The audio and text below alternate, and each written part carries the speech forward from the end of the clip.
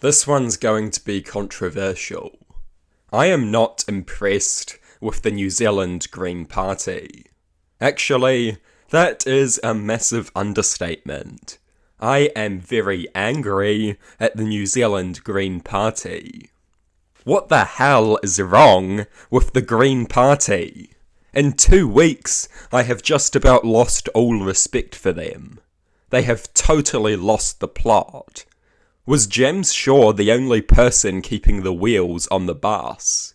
What the hell has happened? Last week was a bad week for the Green Party. Tamitha Paul made many headlines for various statements about the police. She said some stuff about the police not being equipped to do the things they currently do.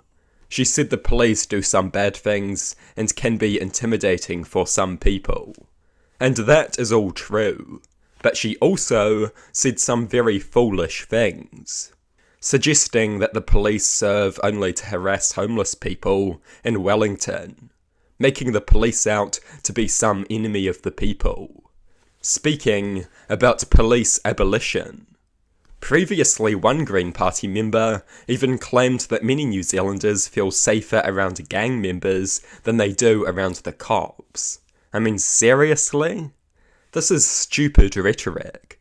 Chris Hipkins called it stupid. I agree with him completely. I was delighted to see him distance himself from idiocy to his left. Many people on the left were seething and calling him racist or sexist. It was embarrassing.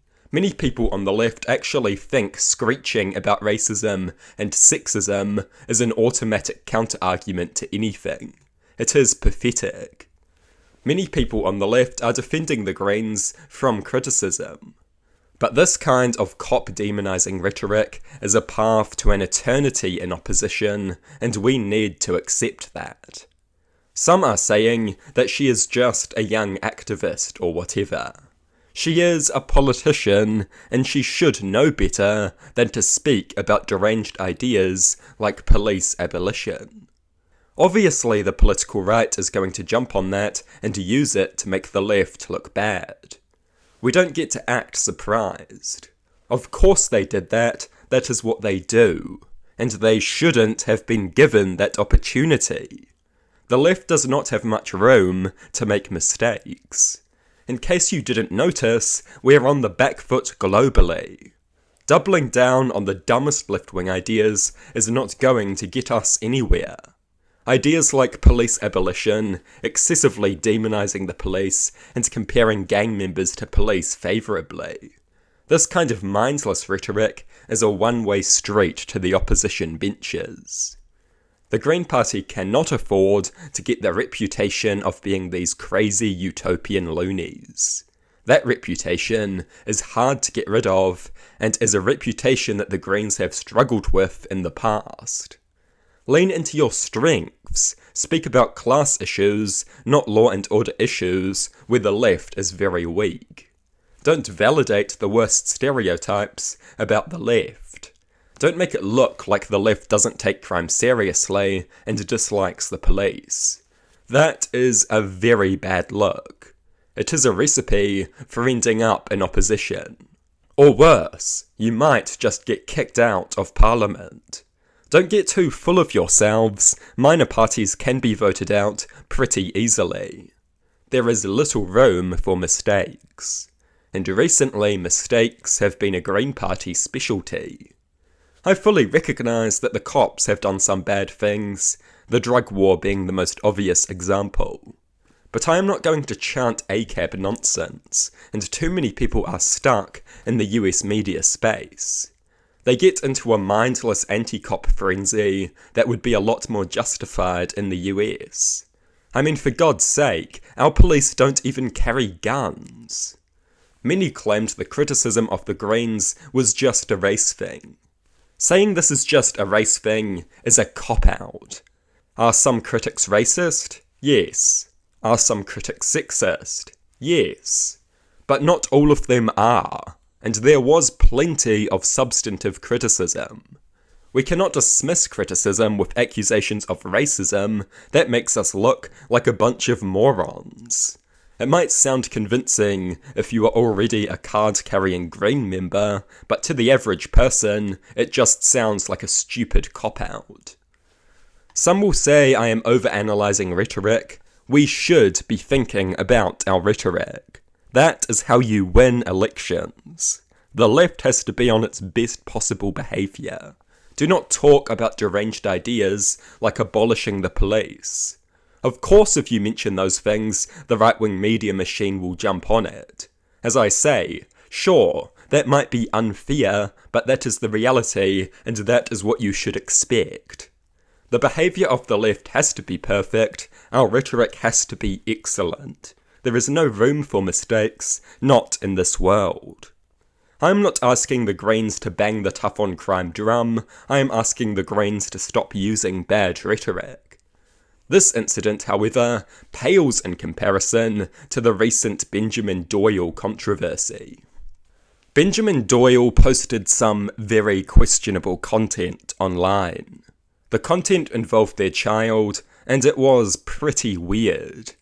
This kind of thing feeds into the worst stereotypes about LGBT people. It hurts LGBT people.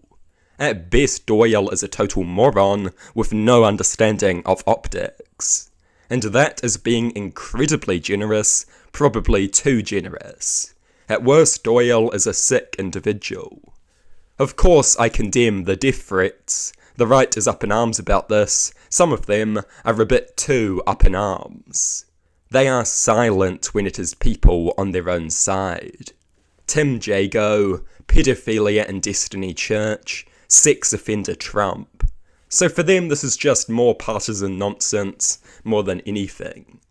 But for me this is not partisan nonsense because I tend to like the Green Party. For me, this is simply unacceptable. Some people pretended that the criticism was just transphobia or whatever. Again, another mindless moronic cop-out that nobody will accept. Bad behaviour is bad behaviour. I will call it what it is. I won't defend this simply because it is someone on my side. If you want to listen to a mindless hack commentator, then go and listen to someone else. The Green Party needs to sort itself out. We have an election next year. I will probably move my support from the Green Party to the Labour Party. If this trend continues and is not addressed fast, I certainly will. As people know, I am very willing to be harsh on left-wing parties if I have reason to be.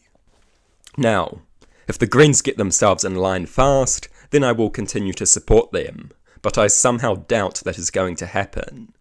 Chloe Swarbrick and Marama Davidson defended the idiots in their ranks. They gave all kinds of nonsensical excuses. Mindless idiocy about how these terms mean different things in the LGBT community. Doyle is an individual. Don't tie Doyle to the LGBT community. Don't demonise the entire LGBT community by pretending Doyle's creepy behaviour is just LGBT culture or whatever. It is dangerous. And Chloe Swarbrick and Marama Davidson proved themselves to be weak, hopeless leaders who have no interest in governing their own party. If they can't govern their party, they can't govern the nation. Are the Green leaders total morons? Why are they defending the indefensible? Do they have any conception of how bad this looks to the average person? Do they have any idea? Are they that stuck in a left-wing activist echo chamber? Do they have any idea how the average person views this kind of thing? They should sack Doyle. They should demote Tamitha Paul. Instead, they employed disgusting gaslighting, pretending that the criticism was misinformation and transphobia. A disgusting lie that won't convince anyone. Once upon a time, I wanted the Green Party to replace Labour. That is quickly becoming very unappealing. It is as though they are trying to sabotage the left at a time when the left cannot afford to take another loss. I'm so sick of politics. Why does everyone have to be so stupid? Is it that hard to have a good political party? Is it really that hard? I hate it. I think New Zealand needs a new political party. Either that or Labour needs to be revitalised big time. Sometimes I feel like I criticise everything that moves, but everything is so deserving of criticism. It would be nice to have a party to root for, but that is not the world we live in. And criticism is essential. Politics is far too important for blind loyalty. And to the right-wingers, don't praise me too much. The ACT Party had convicted pedo Tim Jago high in its ranks, let's not forget that. And most of the right-wingers turned a blind eye to it. Many of them turned a blind eye to pedophilia in Destiny Church. Many of them adore sex offender Trump. They haven't advocated an increased age of consent, I have. They haven't advocated a ban on circumcision, I have. So the right-wingers will attack, and they are right to, but many of them don't actually care. I will criticise creepy behaviour no matter where it unfolds. I don't think many people will be fully satisfied with what I have said in this video.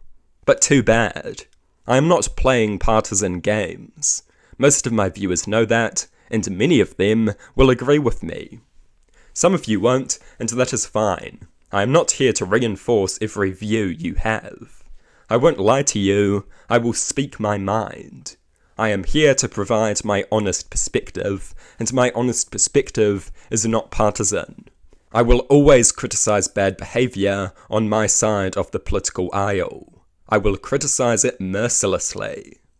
And how many political commentators can honestly say that?